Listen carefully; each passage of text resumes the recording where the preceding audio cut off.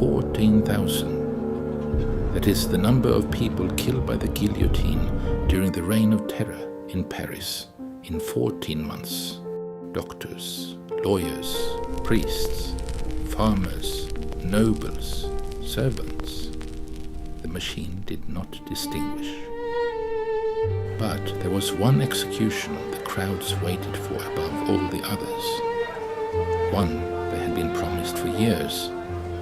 On October 16, 1793, Marie Antoinette, the former Queen of France, was loaded into an open cart and driven through the streets of Paris to Place de la Révolution.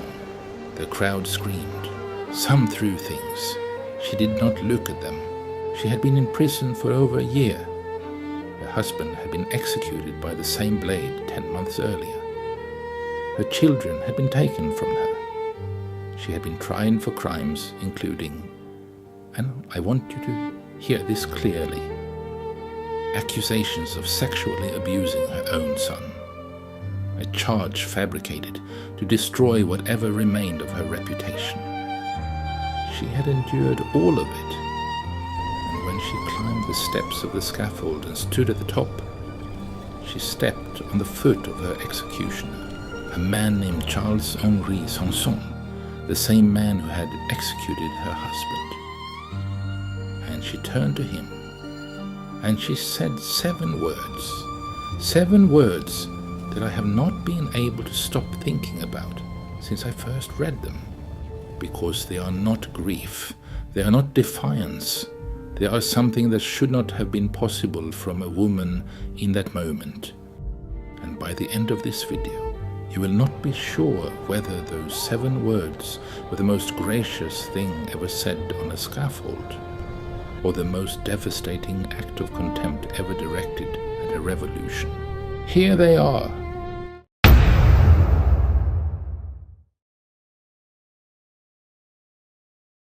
Maria Antonia Josepha Johanna was born in Vienna in 1755, the 15th child of the Holy Roman Empress Maria Theresa.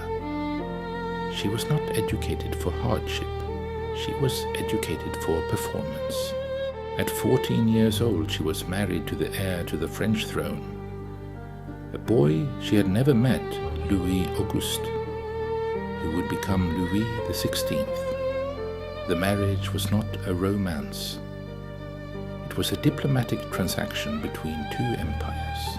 She arrived in France as a child and was stripped of everything Austrian, her clothes, her servants, even her dog, before being handed, dressed in French silk, to a court that already despised her for being foreign.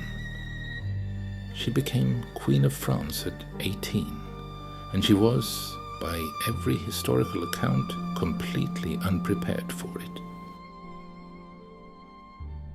Versailles under Marie Antoinette was a machine of spectacle.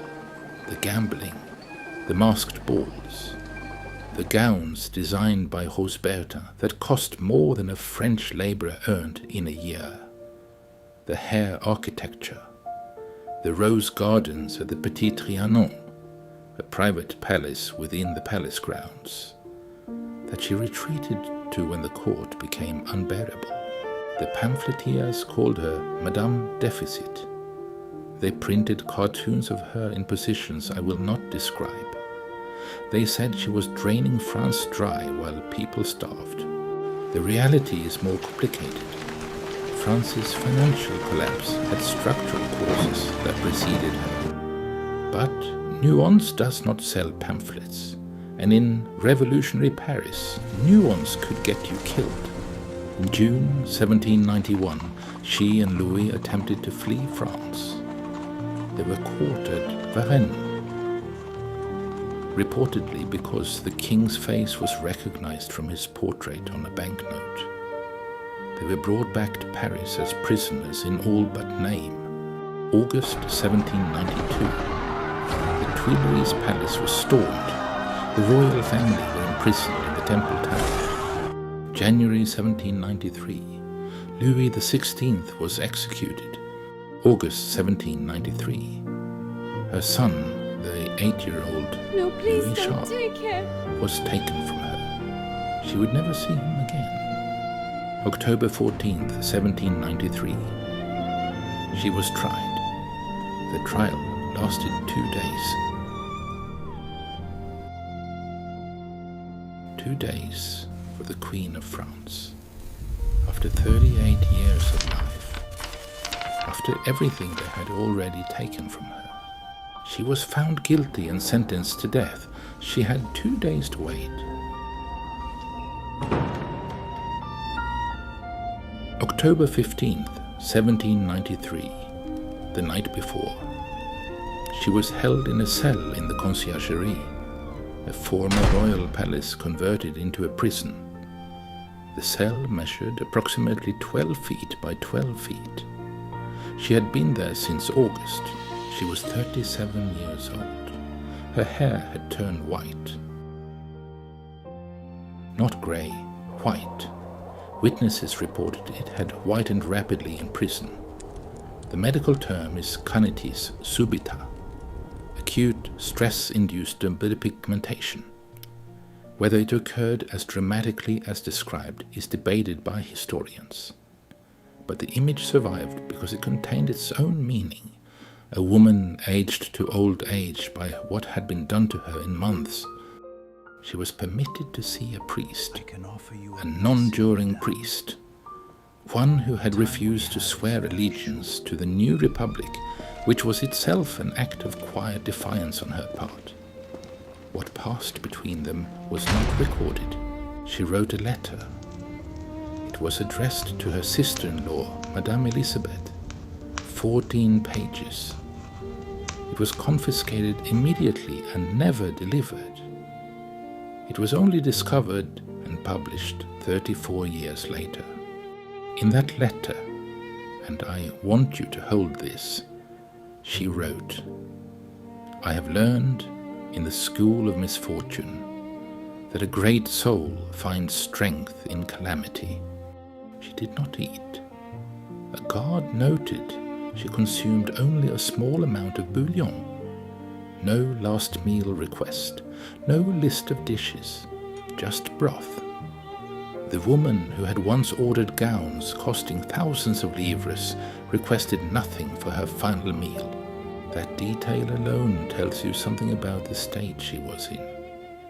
The appetite for performance, the appetite for anything had gone.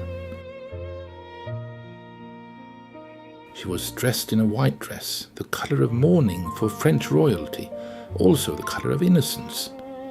Some historians believe this choice was deliberate, a last statement she could make without speaking. At approximately 11 in the morning, the cart arrived. Louis XVI had been transported to his execution in a closed carriage. He had been permitted to sit facing forward, with a priest beside him. Marie Antoinette was placed in an open tumbrel, a farmer's cart, hands tied behind her back, facing backward, so she could not choose what she looked at, so the crowd could see her face. The route through Paris took over an hour. 1 hour. Through the streets of a city that was screaming at her. A painter named Jacques-Louis David was in the crowd. He sketched her as she passed. The sketch survives. She is sitting upright, chin lifted, face expressionless. Not broken, not defiant. Somewhere beyond both.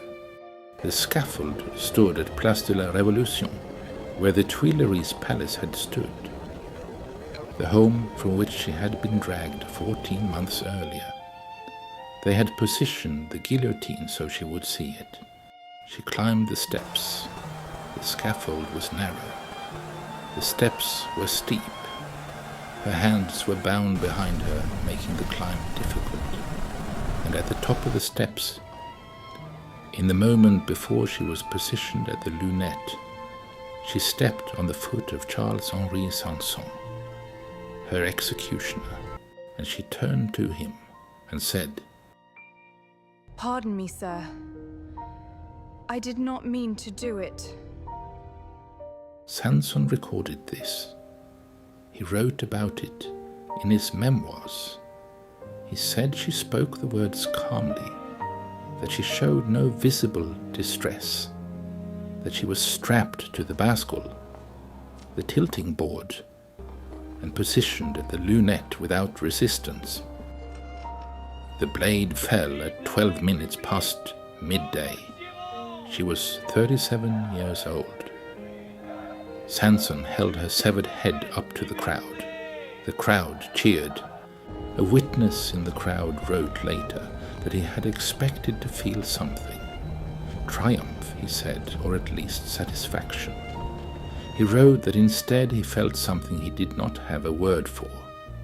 He described it as the silence after a door closes on an empty room. Now I want to take those 7 words apart, because most people hear, "Pardon me, sir, I didn't mean to do it," and stop thinking immediately. They categorize it: politeness, reflex, the ingrained manners of a woman who spent her life at Versailles. They move on. I want to suggest that moving on that quickly is exactly what Marie Antoinette would have wanted you to do. Because here is what the historical record tells us about how she operated. Marie Antoinette was trained from the age of 11 by court tutors whose sole purpose was to teach her how to perform. Not to feel. To perform. The Habsburg court, and then Versailles, required a woman who could sustain a public persona through decades of observation, criticism, grief and humiliation, without ever letting the mask slip. Historians who have studied her correspondence describe a woman of genuine emotional intelligence who learned to weaponize composure. She understood that in a court of watchers, the face you showed was the only thing that belonged to you.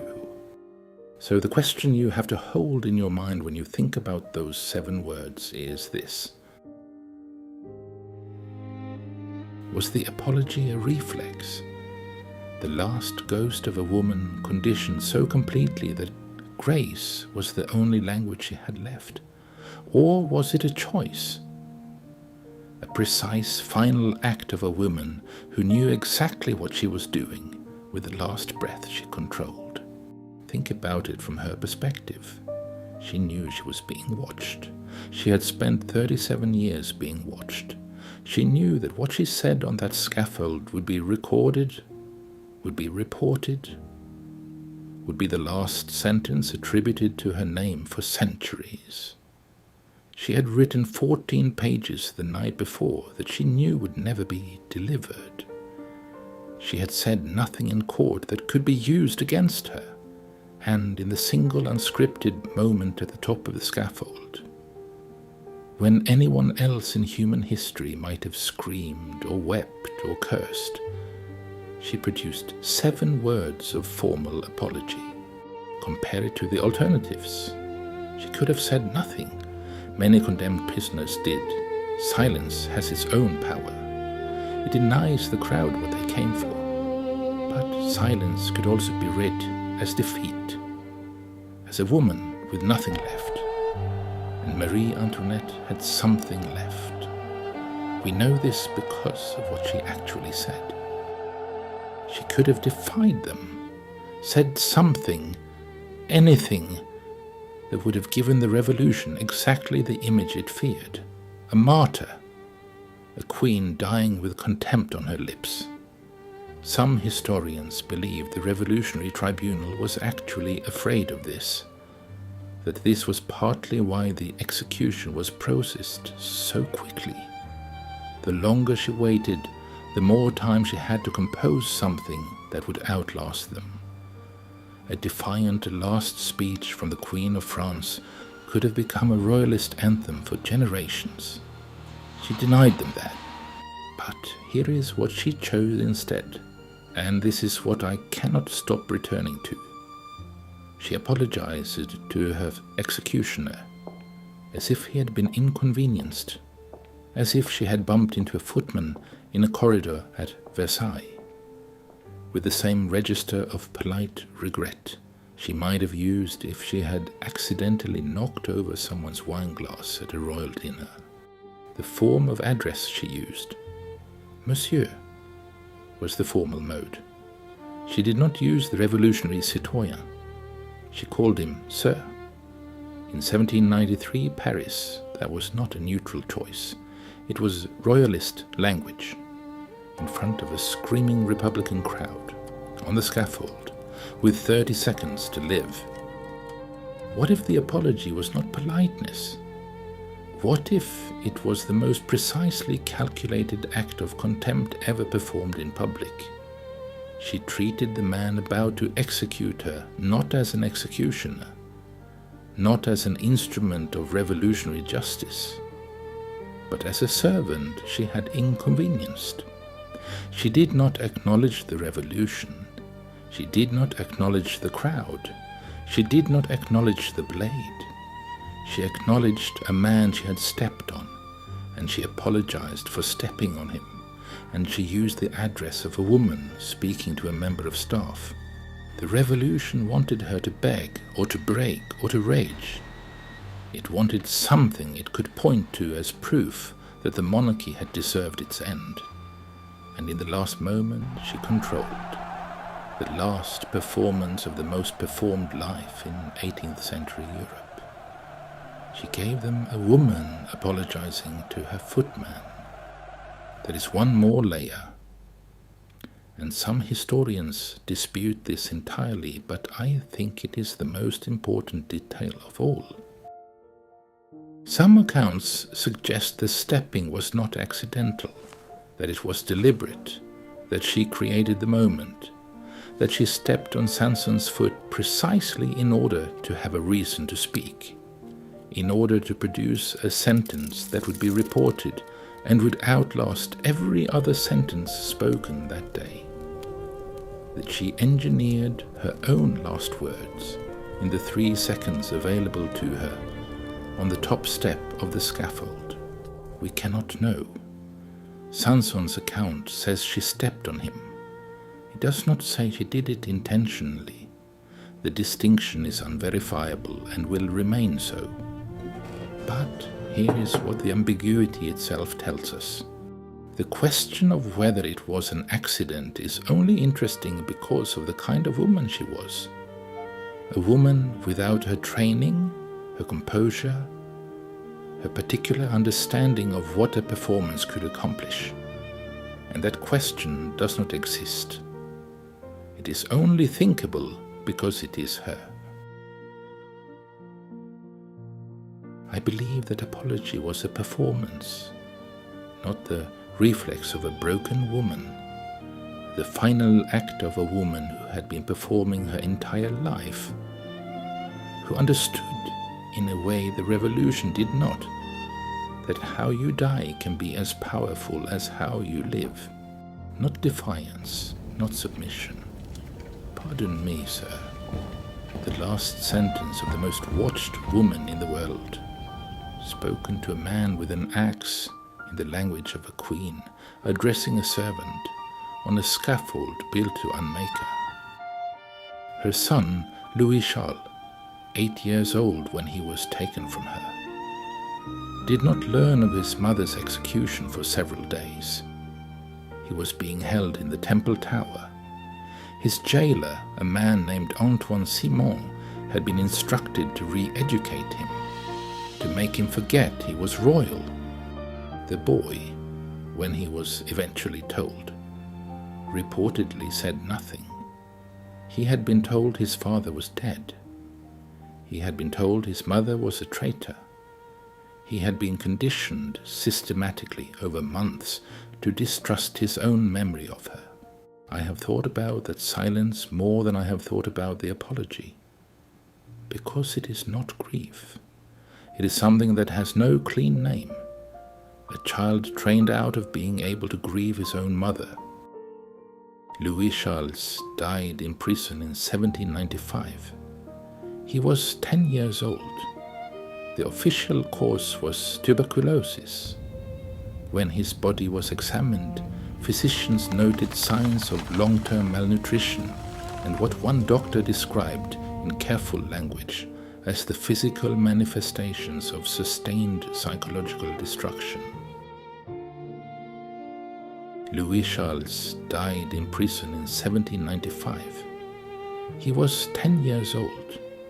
The official cause was tuberculosis. When his body was examined, physicians noted signs of long-term malnutrition and what one doctor described in careful language as the physical manifestations of sustained psychological destruction. The heart of the child of a woman whose last act was to apologize to the man who killed her. A woman so conditioned to perform that no one, not her enemies, not her executioner, not 2 centuries of historians, can agree on whether that apology was real.